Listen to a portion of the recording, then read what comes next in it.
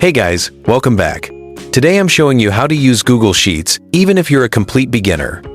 First, open your browser and go to sheets.google.com. Make sure you're signed into your Google account. When the page opens, click blank to start a new spreadsheet. This is Google Sheets. Every small box is called a cell.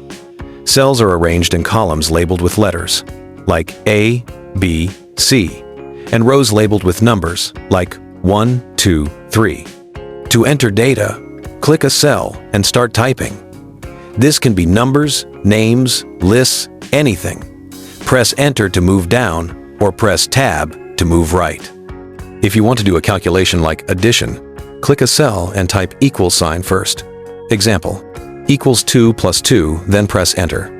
If you want to add numbers inside your sheet, for example cell A1 and cell A2, click an empty cell and type equals A1 plus A2. Google Sheets will automatically calculate results for you.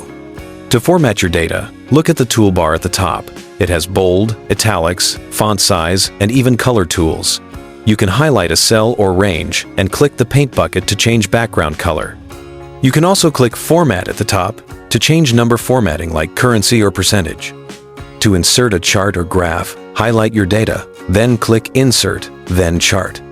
Google Sheets will create a chart automatically, and you can edit the style on the right side. If you want to share your spreadsheet, click the Share button at the top right. Enter the person's email. Choose whether they can view, comment, or edit, then send. And the best part, Google Sheets saves automatically every second. You don't need to press Save. Everything is stored in your Google Drive. So that is the basic idea of using Google Sheets. Enter data, calculate, format, share. Once you understand these basics, you can do budgets, school assignments, business records, all inside Google Sheets, free and online.